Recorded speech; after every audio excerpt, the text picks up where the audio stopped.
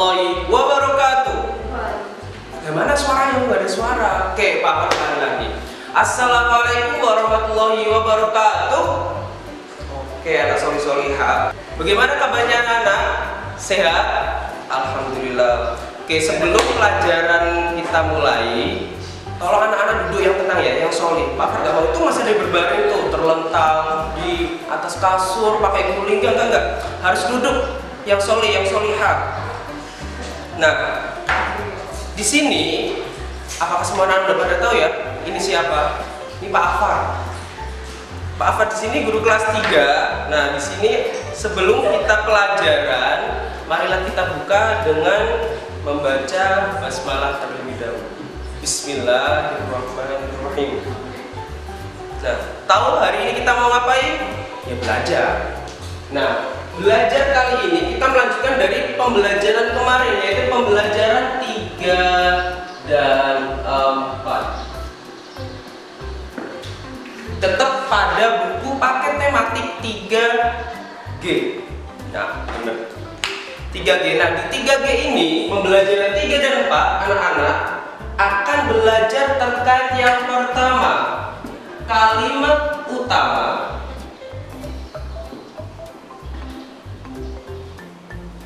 dan ide pokok. Bentar, jangan tanya dulu, ini baru ditulis. Nah, yang kedua apa Kak? Gabungan bangun.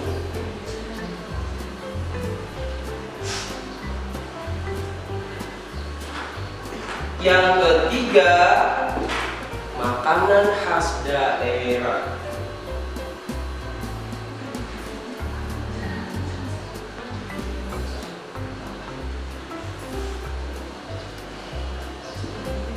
Oke,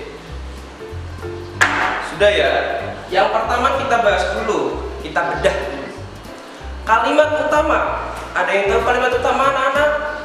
Kalimat utama di sini dilihat nanti ya. Kalimat utama itu adalah kalimat yang di dalamnya ada ide pokok. Apalagi Pak Afar? Bentar. Pak Afar di sini akan menjelaskan. Ide pokok itu sama dengan gagasan atau pokok utama dalam sebuah kalimat itu. Jadi misal di sekolah SD Teladan ada banyak sekali murid. Titik. Nah, ada titik ya. Kemarin Pak Afar sudah pernah bilang bahwa di dalam paragraf terdiri dari 4 sampai 5 kalimat. Boleh lebih sih, boleh 3 sampai 7. Terserah anak-anak. Yang penting anak-anak harus tahu. Ingat, pakai SPOK. Tahu apa SPOK? Subjek, predicate, objek, keterangan. Boleh keterangan tempat, boleh keterangan waktu atau yang lain. Terserah. Nah, selain itu anak-anak di paragraf tersebut anak-anak akan menemukan kalimat utama, kalimat penjelas. Jadi ada 2, kalimat utama dan kalimat penjelas. Nah, kalimat penjelas ini yang menjelaskan tentang kalimat utama, sedangkan kalimat utama ini nantinya akan dijelaskan. Misal, manusia membutuhkan makanan untuk bertahan hidup. Nah, itu udah satu kalimat kan Kak. Nah, terus ditambah lagi makanan yang dihasilkan berupa bisa makanan pokok atau makanan ringan, bahkan yang lain. Nah, makanan pokok bisa terdiri dari sagu, padi, jagung. Kalau nggak tahu bentuk sagu, ini bentuk sagu. Nah, kemudian kalau anak-anak masih terus itu bagaimana menyambungkannya Pak? Manusia membutuhkan makanan untuk bertahan hidup. Nah, makanan itu bisa makanan pokok atau makanan yang lain. Jadi makanan pokok terdiri dari sagu, gandum, jagung, beras atau yang lainnya. Beras dihasilkan dari petani yang memanen hasil panennya, yaitu berupa apakah? Dari padi, kemudian digiling, dan akhirnya menjadi beras yang kita makan dan kita konsumsi setiap harinya. Fahim? Oke, fahim. Nah, seperti itu membuat paragraf. Jadi paling tidak kalimat utama dengan kalimat penjelas itu berkaitan. Jadi tidak boleh tiba-tiba di kalimat utama anak-anak membuat kalimat. Di kelas 3 terdapat 105 siswa. Kemudian di SD Teladan memiliki ribuan guru. Nah, itu tidak, ya sebenarnya itu kalimat, cuman tidak termasuk sebuah paragraf yang utuh. karena tidak sinkron antara kalimat yang utama dengan kalimat yang setelahnya atau kalimat penjelas. Jadi kalau Anda sudah membuat kalimat utama, harus ada diselingkan. Oh, ternyata dari 103 siswa itu 103 atau lebih dari 100 terdiri dari 50 siswa laki-laki, dari 60 lebih siswa perempuan, dan seperti itu. Jadi itu membuat paragraf itu menjadi berkaitan. Nah, sudah sampai sini masih ada yang bingung? Oke, GOOD, good job.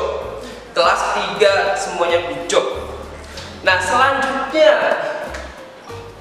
di gabungan bangun. Kalau ide pokok sudah, kita lanjut ke gabungan bangun. Pak, gabungan bangun itu seperti apa? Kita sudah belajar kemarin di tema 3F, yaitu tema energi dan perubahannya.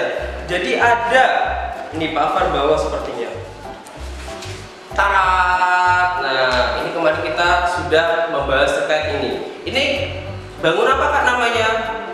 Bukan, ini bukan oval, ini persegi. Persegi ya, ingat, sisinya sama, atas, samping kanan, samping kiri, bawah sama. Jadi ini yang disebut persegi, ini namanya satu persegi satuan. Nah, kalau Pak Afar punya seperti ini termasuk apa? Satu segitiga, beda kan? Jelas beda. Nah, ini satu persegi, ini satu segitiga. Berarti berapa Kak jumlahnya? Iya, 1,5. Apakah kalau di pertanyaan ada? Tidak ada, pasti. Nah, kita bedah lagi ini. Jadi ada dua persegi satuan. Di mana dua persegi satuan ini bila nanti dipotong akan menjadi setengah atau 4 segitiga satuan. Jadi 1, ada 2, ada 3, ada 4.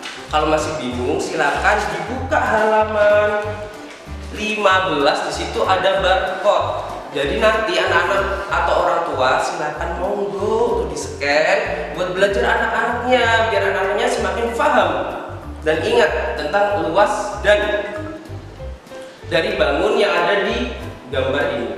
Nah, bagaimana nyekenya? Ambil HP. Langkah pertama, ambil HP, buka aplikasi scanner, kemudian dibuka halaman 15 dan di-scan barcode-nya. Nah, habis itu langsung di go to website, misalnya seperti itu. Kemarin Pak Afar sudah menyuruh anak-anak juga menghitung lantai di kelas. Nah, ketika anak-anak sudah mengukur itu ternyata banyaknya lantai di kelas itu berjumlah 30. Nah, berarti kalau itu kan seperti ini lantainya ya Kak. Nah, kalau dilipat seperti ini, emang lantai bisa dilipat? Enggak. Kalau dipotong, disigat menjadi separuhan, itu akan ditemukan 60 segitiga lantai, bukan persegi lagi ya Kak. Sudah? Sampai sini paham? Oke, good job. Nah, kalau gabungan sudah selesai, kalimat utama juga sudah paham, sekarang kita berlanjut ke sesuatu yang menggiurkan. Apa itu? Ya, makanan. Nah, di Indonesia itu banyak sekali beragam makanan, mulai dari makanan dari Aceh, dari Bali. Ada yang pernah ke Bali? Saya. Kurang keras, saya. Nah, di Bali itu ada namanya sate lilit. Nah, ada yang sudah merasakan sate lilit. Biasanya paling juga Pak Afar juga makan sate Madura. Enak sih, enak. Nah, kalau anak-anak masih bingung sate lilit bagaimana ini? Nah, ini sate lilit khas dari Bali. Ada juga mie Aceh dari Aceh. Ini bentuknya. Nah, mie Aceh dari Aceh. Kalau mie Lampung dari Lampung Pak? Enggak juga sih. Ada yang mie Aceh memang itu bentuknya memang khas dari Aceh. Entah itu mie dari apa, Pak Afar juga nggak tahu. Nanti kita bareng-bareng belajarnya ya Kak, kalau kita sudah masuk. Oke? Nah, kemudian ada lagi soto Lamongan. Nah, ini khas dari Pak Afar ini, soto Lamongan. Enak sekali Kak itu Kak. Kamu kalau makan soto Lamongan, krenyes. Jadi kamu harus mencoba itu. Soto Lamongan seperti ini. Nah, ini soto Lamongan. Nah, setelah itu ada lagi Biasanya anak-anak kalau di jalan A, B, C, D, terus kemudian di kota-kota mana pasti akan menemui masakan satu ini. Masakan satu ini sangat-sangat digemari baik dari anak usia remaja, anak dewasa maupun sampai bapak, oma, kakek dan yang lainnya. Apa itu?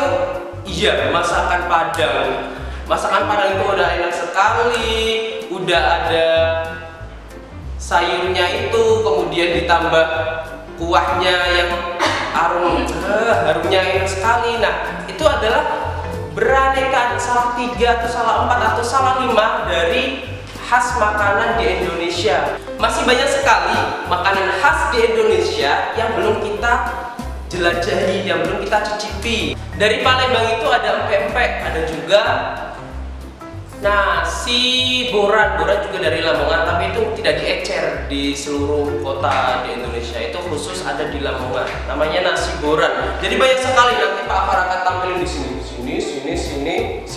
Jadi Pak Afar dikelilingi oleh makanan. Ini Pak Afar gemuk, enak. Nah, terus anak-anak kalau seumpama Pak Afar sukanya cuman nasi Padang, ternyata anak-anak sukanya nasi tiwul. Terus apakah anak-anak harus mengejek Pak Afar?